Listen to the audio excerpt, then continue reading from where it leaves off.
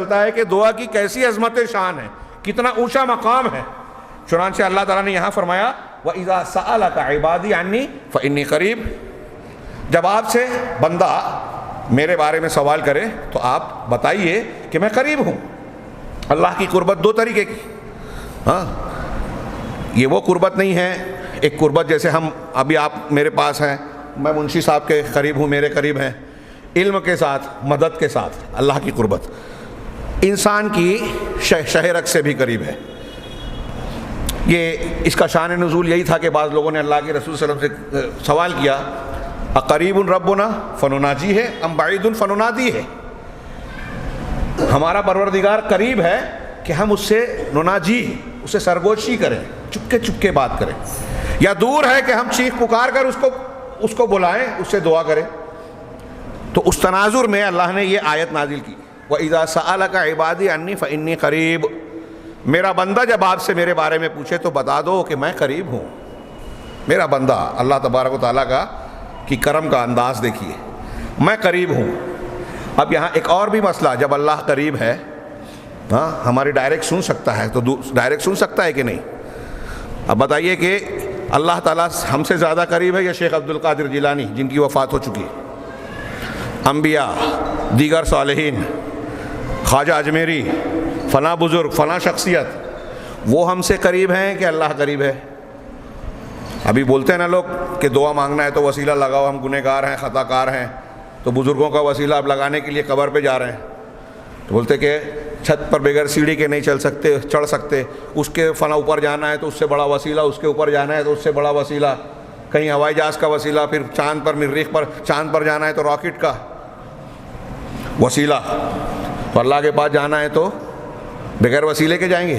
کہاں؟ ہاں، ان کو جواب دیجیے ہاں، یہ چھت ہم سے دور ہے، چاند دور ہے، مریخ بہت دور ہے، اللہ دور نہیں ہے، ذات سے عرش پر مستوی ہے، لیکن ساتویں آسمان سے اوپر، عرش کے اوپر وہ مستوی ہے، اور زمین پر چلنے والی چونٹی کے پیروں کی آواز بھی سن رہا ہے، ہمارے دل کے دھڑکنے اور ہمارے وسوسوں اور خیالات کو بھی جانتا ہے، اور کائنات کی کسی ایک چیز کو بھی وہ نہ جانے ایسا نہیں ہے، کسی ایک آواز کو نہ سنے ایسا نہیں ہے، وہ سمیع ہے، اس کا سننا تمام چیزوں کو گھیرا ہے، ہر آواز کو سنتا ہے، لہٰذا کسی وسیلے کی ضرورت نہیں ہے جو ہماری آواز لاؤڈ اسپیکر سے یا کسی ذریعے سے پہنچائے۔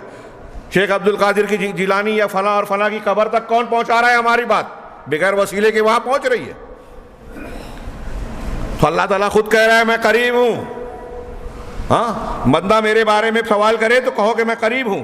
اجیب دعوت الداعی اذا دعانی، پکارنے والے، دعا کرنے والے کی دعا کو میں قبول کرتا ہوں، اس کا جواب دیتا ہوں، قبول کرتا ہوں جب وہ مجھے پکارتا ہے۔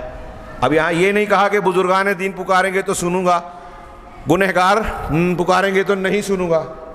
تھوڑی دیر کے لیے سوچئے، یہ بہت عظیم الشان ہے، اس پر جتنا بولا جائے کم ہے، دعا کی اہمیت و فضیلت پر۔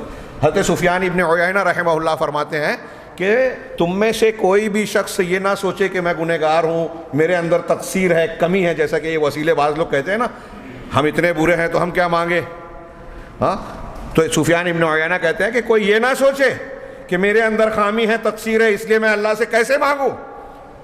اللہ تبارک و تعالیٰ نے تو اپنے بندوں میں، اپنے مخلوق میں، اپنے سب سے بڑے دشمن کی دعا بھی قبول کر لی، مان لی۔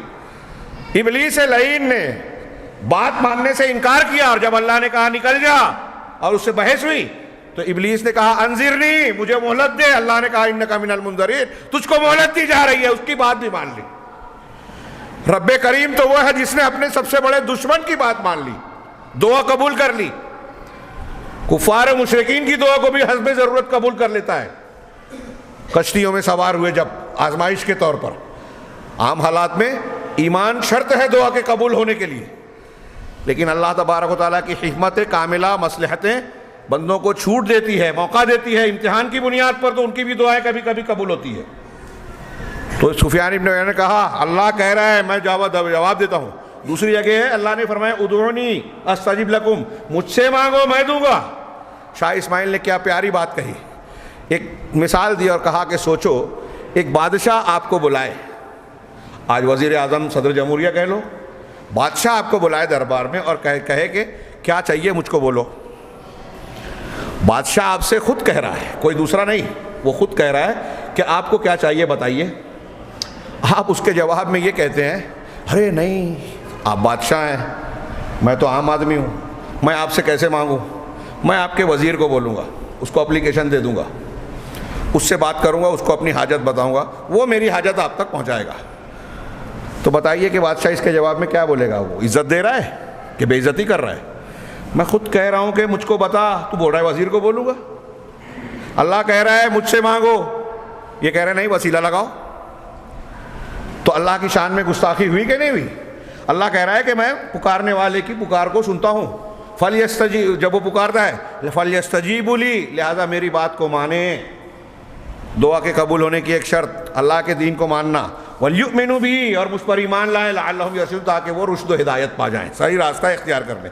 اسی طرح ایک آیت میں کہا اَمَّن يُجِيبُ الْمُضْطَرَّ إِذَا دَعَاهُ وَيَكْشِفُ السُّوءَ, کون ہے, کیا وہ شخص, وہ ذات جو مجبور انسان جب پکارتا ہے, استغاثہ کرتا ہے, تو اس کو جواب دیتا ہے اور اس کی تکلیف کو دور کرتا ہے.